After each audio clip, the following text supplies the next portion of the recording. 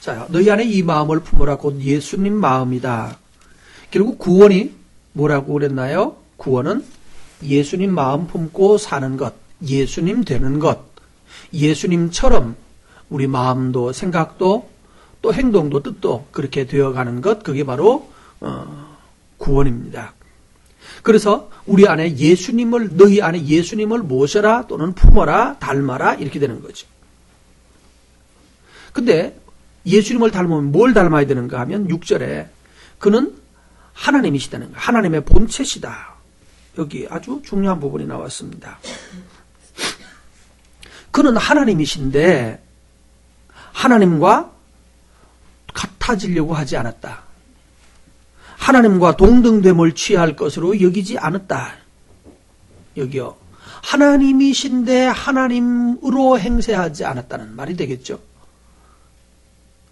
반대로 오히려 어떻게 되셨나요? 우리에게 자기를 비워냈어요.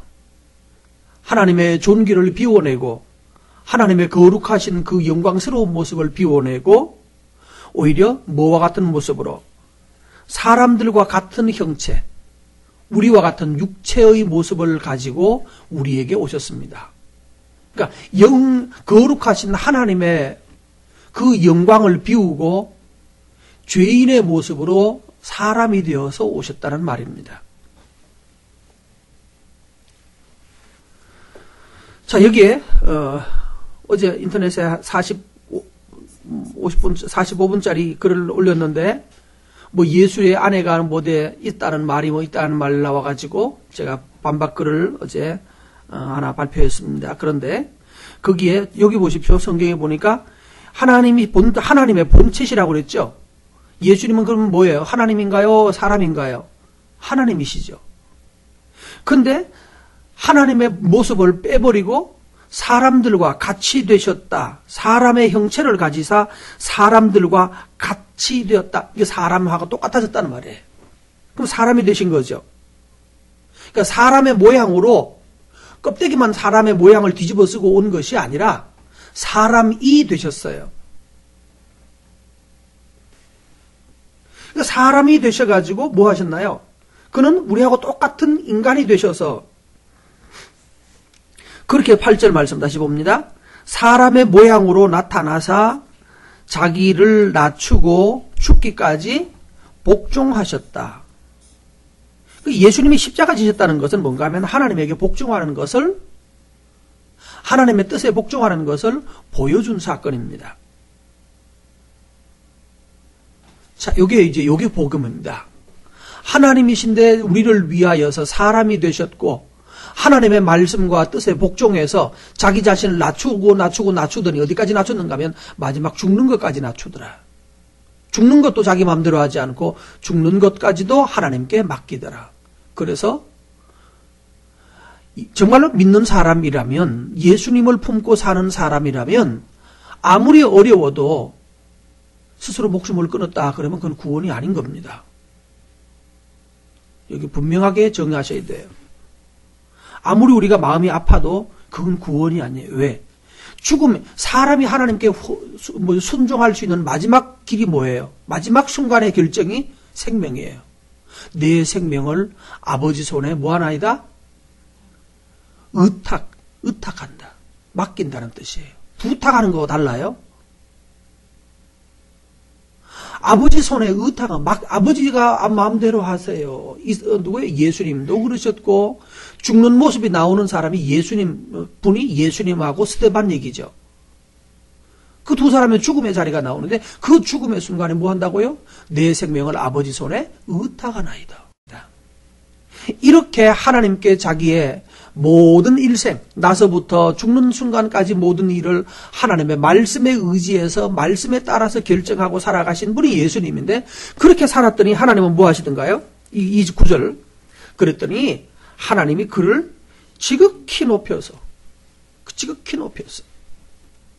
자기를 비우는 것과 자기를 낮추는 것과 하나님의 말씀에 복종하는 것, 이럴 때 하나님이 그 사람을 높여서 뭐라고 그런다고요? 모든 입으로 뛰어난 이름을 주시고, 지극히 높여 이름을 뛰어나게 하시고, 모든 사람이 그 앞에 무릎 꿇게 하셨고, 11절에 모든 입이 뭐라고 그래요? 예수님을 보고 주인이시다, 나의 주님이시다 라고 하게 하셨어요. 그래서 하나님께 영광 돌리게 했어요. 자, 예수님이 하나님께 영광 돌리는 방법은 뭡니까? 자기를 비워서 종의 형체를 낮추어서 복종하는 삶을 살았더니 하나님께 영광이 됐고, 또 하나님께만 영광이 된 것도 아니고 자기 자신도 어떻게 되더라? 하나님이 지극히 높여주시더라. 이게 복음입니다. 이렇게 복음을 말하고 난 다음에 12절 말씀, 그러므로 사랑하는 형제들아, 이렇게 말해요. 그러므로 우리 보고 하는 말, 너희가 나 있을 때뿐만 아니라 나 없을 때, 내가 있든지 없든지 항상 어떤 마음으로 살아라? 복종하고, 두 번째, 두렵고 떨림으로 너희 구원을 이루어라 그랬습니다. 넌 구원 받았으니까 지금 당장 죽어도 괜찮아 라고 말하면 틀린 말이에요. 당장 죽으면 절대로 안 될 수도 있어야 돼. 그래서 뭐가 있어야 됩니까? 13절, 하나님이 너희 안에 행하시는데 자기의 기쁘신 뜻을 위해, 하나님의 뜻을 위해 뭐 해라고요? 너희에게 소원을 두고 살게 하신다. 우리 안에 소원이 있어야 된다. 너에게 소원이 있어야 한다. 이게 중요한 주제입니다. 소원이 있어라. 하나님을 위하여서 소원이 있어야 되고요. 나도 예수님 닮아야겠다. 나도 예수님처럼 살아야 되겠다. 나도 하나님의 말씀대로 순종해야겠다라고 하는 소원을 가진 백성이 되어야 합니다. 그러려면 모든 일을 원망과 시비 없이 하라고, 싸우지 말래요. 원망하지 말고. 15절, 이 세상은 어떤 세상입니까? 거스르는 세대, 하나님을 거스리는 세대, 어그러진 세대예요. 뭔가 찌그러졌어요. 어그러졌어요. 일그러졌어요. 뭔가 정상이 아니에요. 하나님을 거스리고 하나님에 대하여서 어그러진 세대. 그런데 이 어그러진 세대에 살지만, 하나님을 거스르는 세대에 살고 있지만, 그런데도 불구하고 이 세상에 살면서 뭐하라고요? 흠이 없어야 돼. 세상이 더럽다고 아무리 더러워도 너는 흠이 없어야 돼. 그래서 16절 두 번째, 나타내며니까 그 다음에 첫 번째가 이제 세상 사람들 가운데 깨끗하게 빛이 되어서 살아가라 하는 얘기고, 두 번째 16절에서는 뭐하라고 그럽니까? 하나님, 생명의 말씀을 밝혀서, 무슨 말이에요? 하나님의 말씀을 전하는 삶이 되라는 얘기죠. 하나님 말씀을 전해라. 그래서 나의 다름질이 헛되지 않게 하고 수고도 헛되지 아니하므로 그리스도의 나에 내가 자랑할 것이 있게 하려 함이라. 너희들이 열심히 말씀을 밝히고 말씀을 전하는 삶을 살아서 내가 여기서 수고하고 애쓰는 것이 헛되지 않도록, 열매 맺도록 그렇게 하라고 말했습니다. 여러분도 그러시기 바랍니다. 오늘도 이 말씀을 가지고 우리가 스스로 깨끗하게 살고 세상 탓하지 말아야 돼요. 두 번째, 또 이 말씀 다른 사람에게 전하고 해서 맑은 샘이 시작한 이 일이 헛되지 않아서 끝내 열매를 맺고 영광을 얻는 자리에 이르러야 하는 것입니다. 여러분은 그래서 중간에 포기되어서도 안 되고, 중간에 무너져서도 안 되고, 사탄의 시험을 받아서 어설프게 떠나가서도 안 됩니다. 그건 내가 볼 때는 뭐 구원인지 잘 모르겠어요.